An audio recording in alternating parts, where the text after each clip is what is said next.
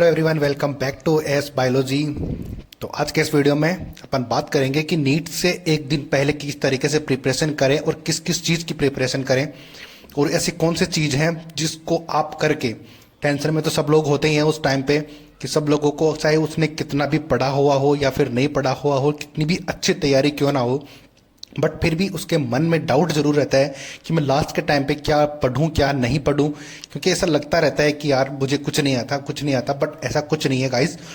आपको last time पे मैं बताने वाला हूं कि किस तरीके से लास्ट के दिन या फिर उससे एक दिन पहले या फिर 2 दिन पहले किस तरीके से और क्या क्या चीज़ पढ़नी चाहिए। तो वो उन चीज़ों के बारे में मैं डिस्कस करूंगा आज। तो इस वीडियो को लास्ट तक देखना, ध्यान से देखना। तो डेफिनेटली मैं बता सकता हूं कि आपके अगर ये स्टेप अगर आपने फॉलो किए तो करीब आपके 50 to 100 मार्क्स इंक्रीज हो जाएंगे आपकी मेन एग्जाम के अंदर। तो ध्यान से सुनते रहो। तो सबसे पहले मैं तीनों सब्जेक्ट की बात करूंगा सीरियल वाइज। तो सबसे पहले अपन लेते हैं बायोलॉजी की बात करेंगे। तो बायोलॉजी के अंदर आपको करना यह है कि जब एक दिन रह जाए या फिर 2 दिन रह जाए, जब आपको ये मन में डाउट आपके आ जाए कि मैं इन 2 दिन के अंदर क्या पढूं क्या नहीं पढूं, या फिर मेरा मन कर रहा है कि मैं सब कुछ ही पढ़ लूं, तो ऐसा तो नहीं होने वाला कि आप सब कुछ एक साथ पढ़ लोगे तीनों सब्जेक्ट्स को। क्योंकि अगर आप में इतनी एबिलिटी है भी कि आप तीनों सब्जेक्ट को रिवाइज कर सकते हो, तो भी अगर जब आप एक सब्जेक्ट कंप्लीट करोगे, मान लो कि बायो आपने अगर कंप्लीट कर भी ली, तो फिर केमिस्ट्री का माइंड में आएगा कि केमिस्ट्री अभी बाकी है। अगर केमिस्ट्री भी आपने कर भी ली तो फिजिक्स का डाउट रह जाएगा, क्योंकि सबसे बड़ी प्रॉब्लम तो वही है। तो इस तरीके से आप लोग कुछ कर भी नहीं पाओगे और आपका टाइम भी वेस्ट हो जाएगा। तो मैं बताने वाला हूँ बेस्ट तरीका कि किस तरीके से क्या क्या पढ़ना है। तो सबसे पहले बात करते हैं बायोलॉजी की। तो बायोलॉजी में आपको करना यह है कि जितने भी डायग्राम्स हैं उनको ध्यान से देखना है। एग्जाम के लास्ट दिन या फिर एग्जाम से एक दिन पहले आपको यही करना है कि एग्जाम एनसीईआरटी के अंदर 11th की और 12th की जितने भी डायग्राम्स एनसीईआरटी में दिए हुए हैं उनको ध्यान से देखना है, अच्छे से उनकी लेबलिंग देखनी है, और उनके नीचे जो डायग्राम किस चीज़ के बारे में है उस चीज़ों को ध्यान से रखना है। इतने अच्छे तरीके से करना है, चाहे एक बार करना पड़े या फिर 2 बार। अगर एक बार करोगे तो मेरी अगर बात मानो आप, तो एक बार अगर आप 11th क्लास की एनसीईआरटी के डायग्राम्स की बात कर रहे हो, तो अगर आपने एक बार उन सभी डायग्राम्स को देख लिया है, अच्छे से लेबलिंग आपको आती भी है, तो उसके बाद भी आप दोबारा उस चीज़ को करो आगे, एक बार फिर वही रिपीट करो। एक बार 11th की एनसीईआरटी को कंप्लीट डायग्राम देखो और फिर दोबारा उन डायग्राम्स को आके देखो। एक साथ अगर डबल बार करोगे तो वो चीज़ अपने माइंड में अंदर तक चली जाएगी, तो आप उसको भूलोगे बहुत कम। आ गई बात समझ में। अगली बात करते हैं कि एनसीईआरटी के अंदर जितनी भी टेबल्स गिवन है, तो उन टेबल्स को अच्छे से करना है, एकदम वही रिपीटेशन करना है जो कि आपने डायग्राम्स के टाइम पे किया था। क्योंकि दोनों को अलग अलग नहीं करना है कि पहले डायग्राम किए फिर टेबल्स करे, ऐसा नहीं है। जैसे कि फर्स्ट चैप्टर आया, फर्स्ट चैप्टर में जितने भी डायग्राम्स हैं उनका डायग्राम का जो चीज़ें हैं वो सारी उस डायग्राम में क्या क्या है, वो उनकी लेबलिंग और उसके डायग्राम के नीचे क्या है, वो चीज़ें अच्छे से माइंड में रखनी है। उसके साथ ही उसी चैप्टर में जितने भी टेबल्स हैं उनको भी साथ में करेंगे, यानी कि एक एक चैप्टर वाइज डायग्राम प्लस जो टेबल्स उसमें गिवन है उनको एक साथ करेंगे। इस तरीके से करते करते अपन बायोलॉजी को कंप्लीट करेंगे। तो बायोलॉजी की मेन स्टेप यही है कि एक तो करना यह है कि डायग्राम्स और टेबल्स उसकी अंदर, और एक जो डेट्स दी हुई है ना अपने एनसीईआरटी के अंदर, जितने भी डेट्स हैं उनको या तो आपने स्टार्टिंग में अच्छे से लिख लिया होगा, अलग से अपनी नोटबुक बनाई होगी हैंड रिटन नोट्स की उसमें, तो या फिर अगर नहीं भी बनाई है तो वो डेट्स है ना, एक बार फिर से उनको रिवाइज करके जाओ आप। तो ये चीज़ें अगर आप करोगे तो आपको डेफिनेटली आपके कुछ नंबर इंक्रीज हो जाएंगे इसके अंदर। अगली बात करते हैं केमिस्ट्री की। तो केमिस्ट्री में आपको करना ये है कि और ज़्यादा चीज़ें तो करनी है नहीं। तो सबसे पहली बात करते हैं इनऑर्गेनिक की। उसके 3 पार्ट हैं, ऑर्गेनिक, इनऑर्गेनिक और फिजिकल। तो सबसे पहले अपन बात करते हैं इनऑर्गेनिक की। तो इनऑर्गेनिक में ज़्यादातर चीज़ें थ्योरेटिकल हैं। थ्योरेटिकल चीज़ें तो आपको याद कर ही ली होगी आपने।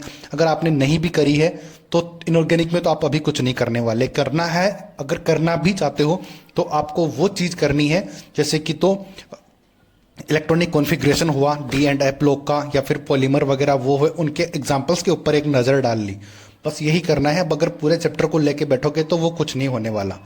अगली बात समझ में, उसमें टाइम वेस्ट होगा और ना तो फिजिक्स कर पाओगे ना बायो कर पाओगे।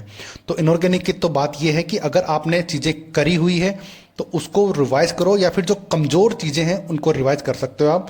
बाकी और ज़्यादा कुछ करना नहीं है। तो अब अगर अगली बात करते हैं फिजिकल केमिस्ट्री की, तो फिजिकल केमिस्ट्री में आपने हैंड रिटन नोट्स बनाए होंगे कोचिंग के टाइम पे या फिर सेल्फ स्टडी के टाइम पे, तो उनको करना है बार बार रिवाइज। सिर्फ फॉर्मूलों को रिवाइज करना है। अगर प्रैक्टिस करने बैठोगे तो कुछ भी नहीं हो पाएगा।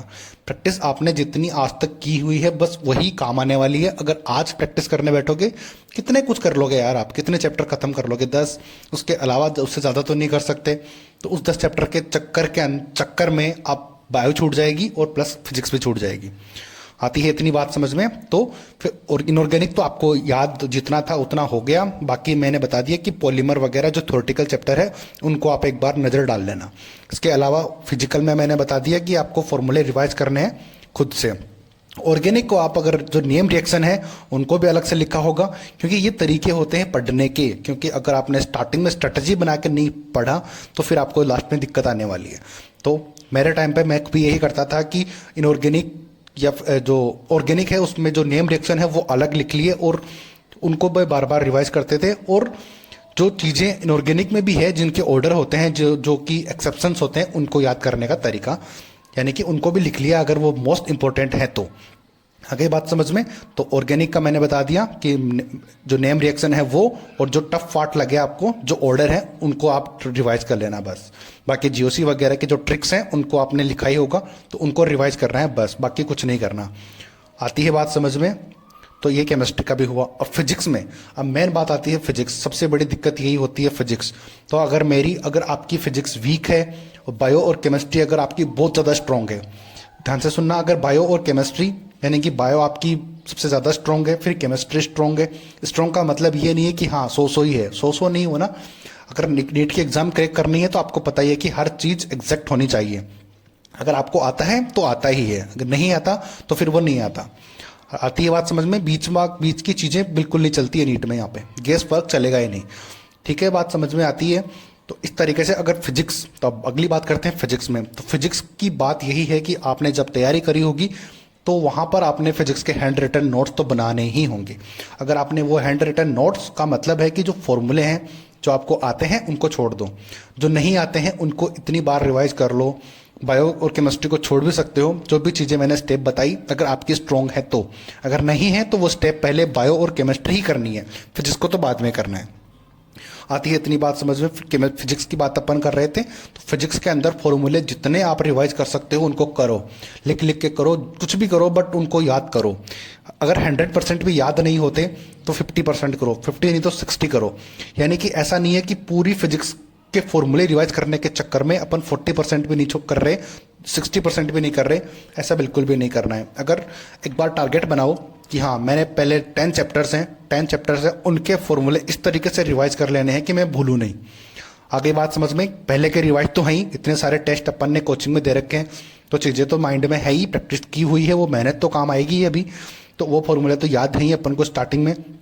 उनको करना ये है कि उनको वो चैप्टर्स 10 स्टार्टिंग में लो जो आपको अच्छे तरीके से आते हैं फिजिक्स में। तो उन 10 चैप्टर्स को कन्फर्म आपने नोट्स पढ़े हुए हैं, आपने प्रैक्टिस की हुई है और अभी आपने उसके फॉर्मूले भी रिवाइज कर लिए, तो आपको टेंशन माइंड इतना हल्का हो जाएगा कि हाँ और कुछ हो ना हो, मेरे ये 10 चैप्टर तो कंप्लीट हो जाएंगे आराम से, मैं इनको कर लूँगा।